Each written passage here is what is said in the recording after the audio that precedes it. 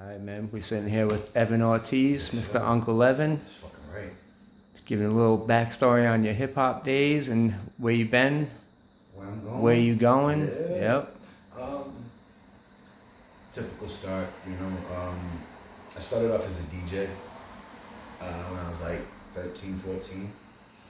And I used to look up the Flex and Capri and shit. Like, was it 60 Minutes of Funk? Yep. Those blew my fucking mind. Juice blew my mind. I thought that was the coolest shit in the world. And one day I was making a mixtape for my sister, and she just came in and started rapping, and I was like, get the fuck out of here. She was so dope that I took to rhyming. And I think it was senior year in high school. I broke my hands, and I just started freestyling in every single cipher. I thought it was like cheating if you used the written. And I must have freestyled nonstop for like 3, 4, 5 years. Built that skill up, and around the time I was about 23, 24, I felt like I had the credibility within the craft to do something for real. Right. Because I never felt that I should be part of this unless I could earn it.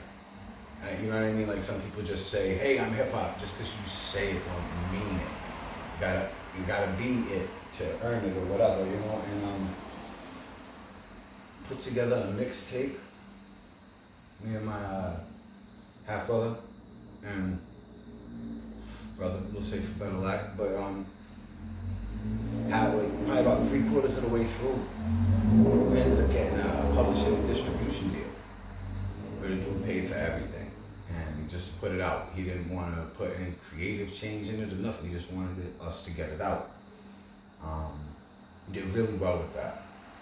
We pushed about 4,000 copies of it hand to hand, and that's a lot. I know for any independent artist that's ever seen 1,000 or 4,000 CDs, you're like, how the fuck am I gonna get rid of all of this? We did.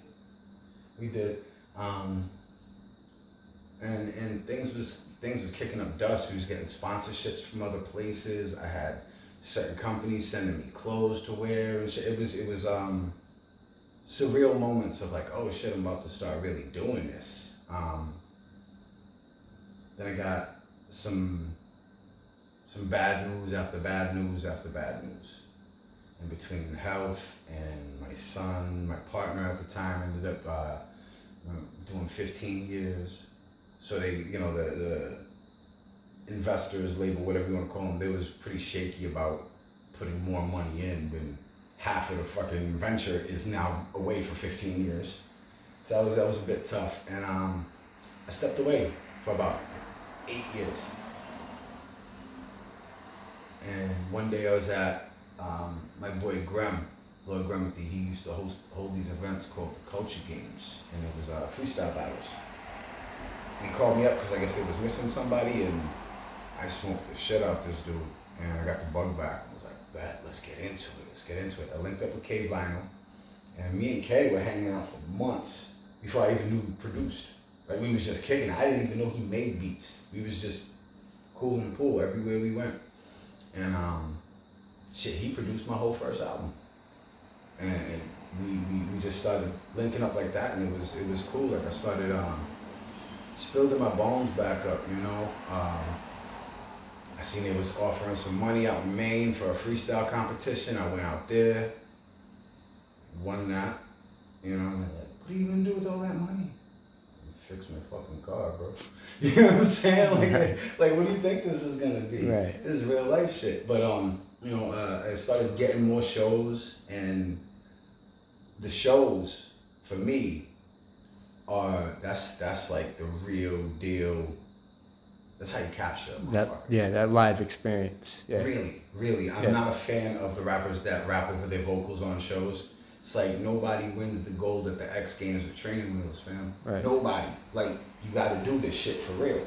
And as that kept going, we was just building. I had put out a single with my boy Anime, Kev Diggs. Shout out to him. He really put me on my feet towards coming out here and like building my rapport back up again, so to speak. Getting better shows, more gigs. We was traveling all over the place. And I was getting ready to put out my first record with K that I mentioned. Field of Dreams Deferred. All streaming platforms. I have to do it. Shameless plug. Do right? it up. Do it Shameless up. plug. Do it up. But right before we was about to put it out, I had visited DJ Franchise. And he has a platform where he gets the rappers to go on, spits it, but you know what I mean? He gives you space to spit, puts it out. Really dope platform for anybody in the city, Providence, Pawtucket area, CF, Winnie, all of that. There's mad MCs that go through there. So I felt like, shit. It's like almost like it's like an accolade to be there. When you get that invite, you're like, oh, cool, that's what's up. Went in there, had an interview, and me and him had a fairly decent rapport because I went there one time before and we just clashed. Not in a bad way, but we had argumentative conversations that made it interesting. Right. And I knew his whole squad, so we just started chopping it up. Went and did the interview at the station. They asked me if I wanted to be a part of the show that night. I was like, shit, hell yeah. Because it's WBRU. Like I said, you grew up to that shit. Anybody from Rhode Island or around the area knows 95.5 on the Sunday, that was gospel for you. To be a part of that, I was like, fucking no-brainer, bro.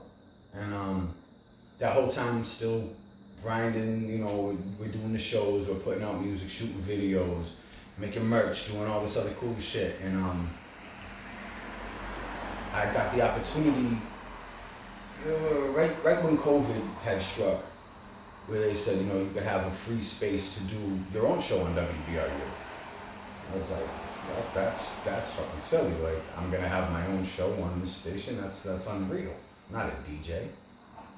Lo and behold, we've been running for like a year now. So that's cool as fuck. Shit, my last interview was with DJ Franchise. It was cool as shit. I had Franchise in the building, I had Chach in the building, and Joe Bruce in the same, like, we're all like, to facilitate something like that is crazy. Right. For me to be like, Dirty and Swan and Miles, Meta P, those are the homies. Like, those are my guys. Keywords. These guys, I know them, like, personally. We big G's. I was fans of all these brothers. We're on first name basis. These are homies. Like, I call them up. What's going on? How you doing? That's a hell of a surreal honor to really have, because these are guys that I look up to them. Right. The Chachis and shit like that. That's wild to be able to just, what's going on?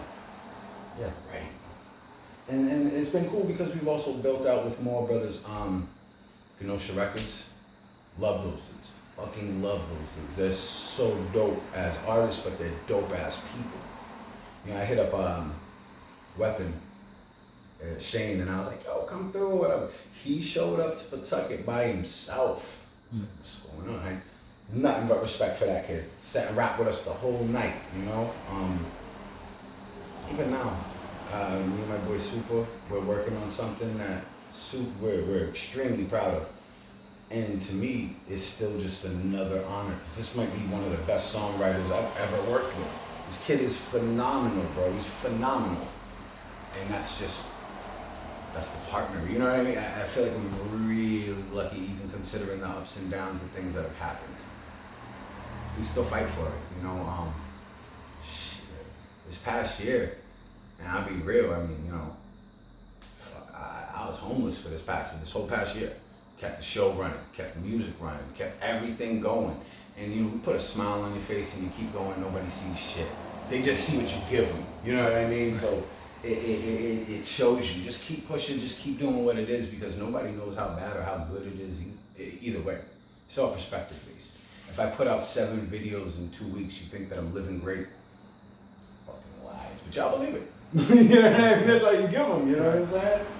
But we've gotten to this point now. It's cool. It's starting to build a little bit of swell. It's starting to get some credibility behind it, and we're able to link with more notable artists in the industry.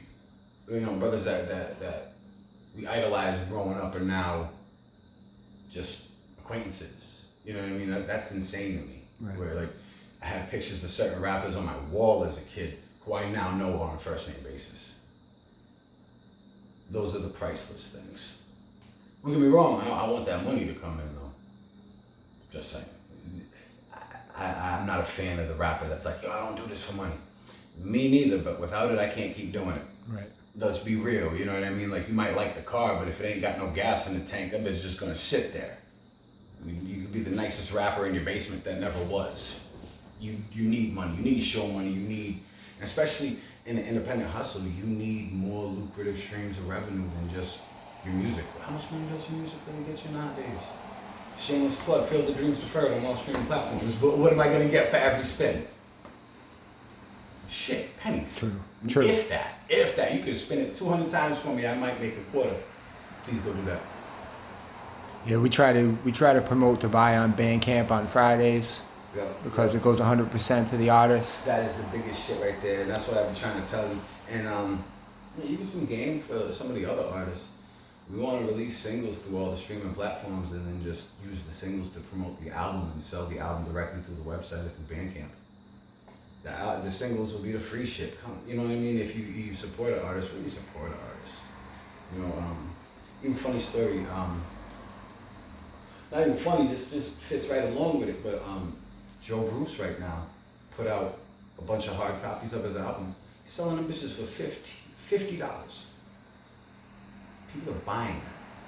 It's worth it. Right. Not even just that it's worth it, oh, it's an artist, you're supporting them. You're genuinely putting that extra money in the tip jar right away for them for that.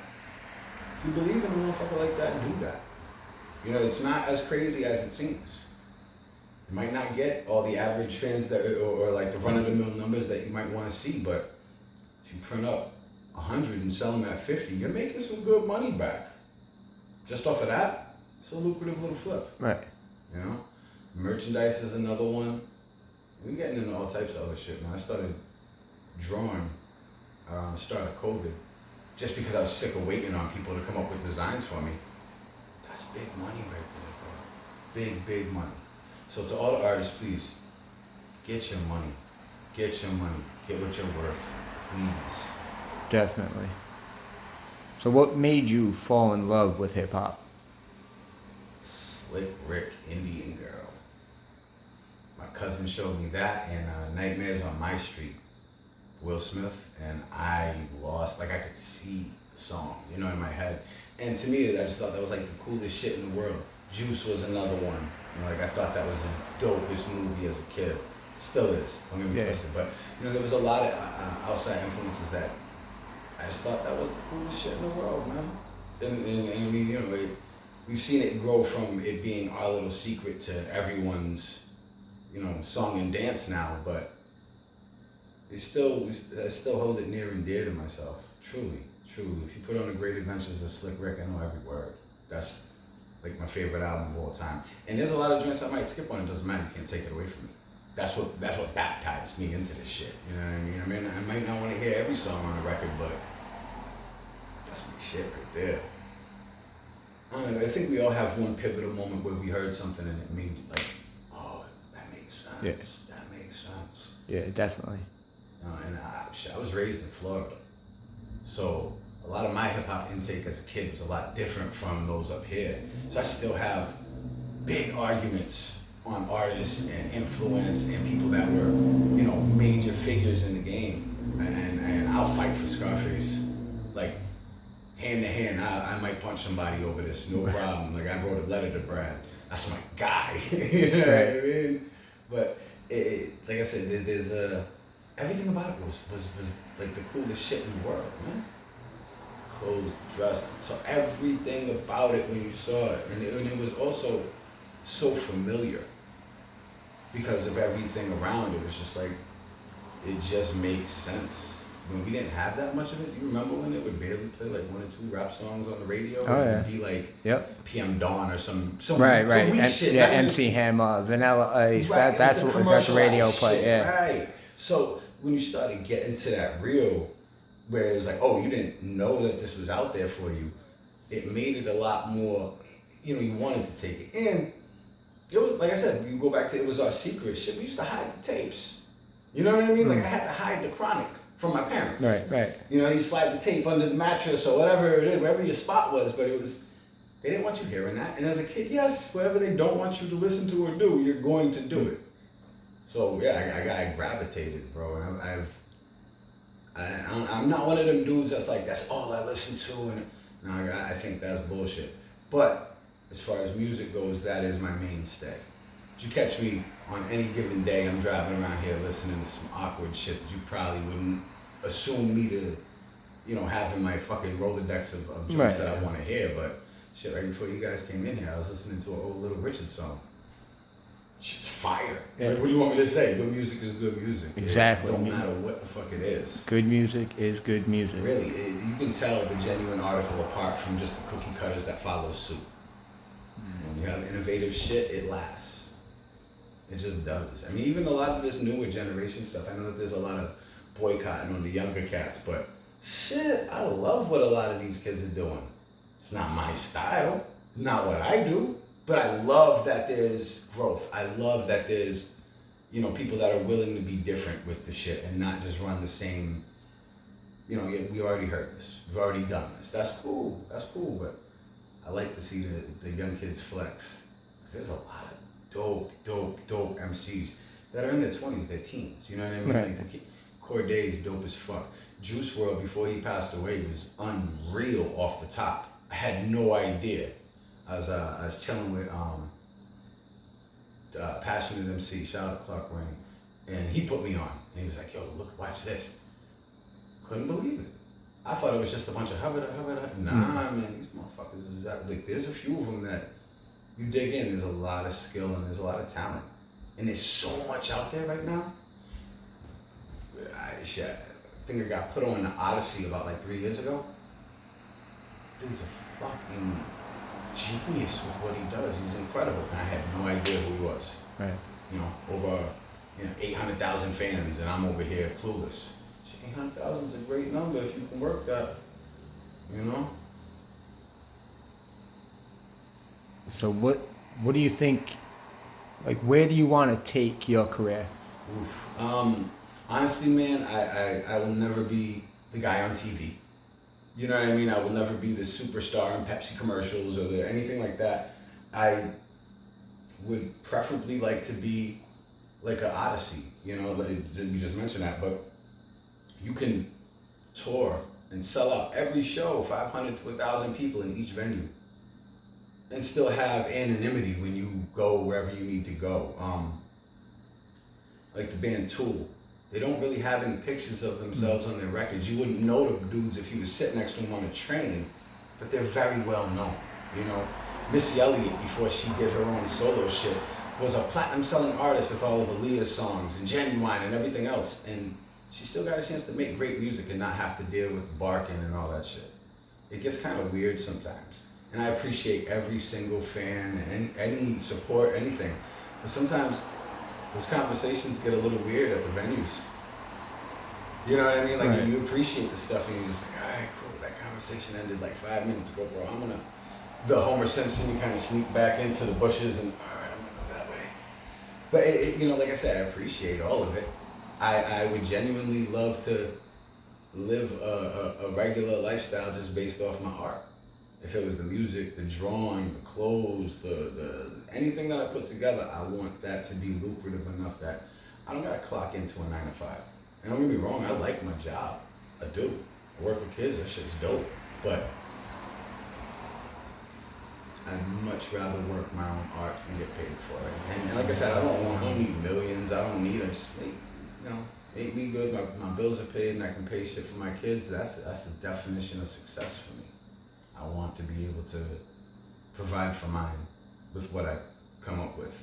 I don't know if there's any more of a rewarding feeling than to have a thought, turn it into something tangible, and then turn that into a profit.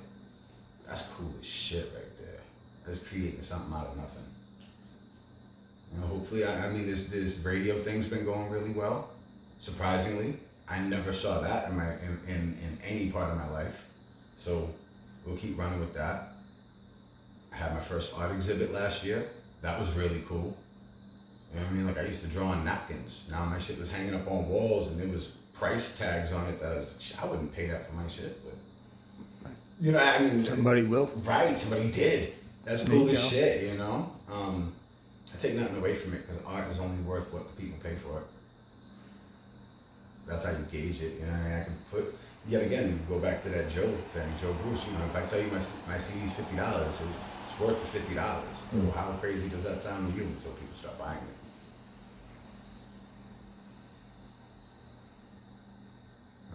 And I do think that a big piece of me wants to facilitate a lot of bridges being made. I like to be able to connect shit, to make things work for others, because there's a lot of people that talk culture and community, but that's all they do is talk. And I'm not one to speak about it, but like, I'll link up an artist with another artist, or you know, a DJ with this guy. That shit means more to me. You know, here there's a show promoter here. Call this guy up. You've earned that. You know, that's dope as hell to me. And I say that even referring to my guy Chach, a young boy, talented, I mean, he's incredible. He's really incredible. But like, I want to see the kid do good things. You know, there's no ulterior motive behind wanting to see the man next to you win. A lot of people just can't deal with the fact that the spotlight isn't on them directly, I guess. But when you open your mouth, people will listen. You don't have to force them. If they're not, then probably a reason. Just saying. Yeah. Is there anything you want to shamelessly plug before we bring this to an end? Oh, fuck yeah. Everything. Unk11, _real _UNK11 on IG. Evan's Vinyl Collection, spelled how it sound, on all streaming platforms. No Request Radio, every Saturday night on WBRU 360. Tune in on the free app. We should be on the FM real soon. If I bet it's found editing at this point. Me and my man Super, we just dropped a single a couple months ago. Melted Butter, that shit's fire. We got a bunch more coming up. Shout out to, you know, the whole squad, everybody that I rock with, and more so, you know, honestly, like I said, I want to see this Rhode Island, New England area, New Hampshire, Vermont, Mass, Connecticut. I want to see all of the talent rise to the top and do what they need to do. There's a lot of battlers out here. There's a lot of different groups, and and just because we don't make the same music does not mean that there isn't the same amount of talent. We saying the same shit, just the DJ's playing a different song. Right. So I really want to see these brothers, you know, get up and do their things. You know, shout out to the homies in Mass, Kenosha, Speak. He's dope as hell. I love that kid. He's such he's funny. But like I said, there's a lot of them, man. I wish I could sit here with like a whole list and tell you, boom, boom, boom. You know, shout out to Lord Remedy over at Troop doing the locals only every week. Oh man, bro, I literally could just rattle off so many. But shameless plug, Unk11, Evan's Vinyl Collection, all streaming platforms. Spend my shit, man. Let me get some change. All right,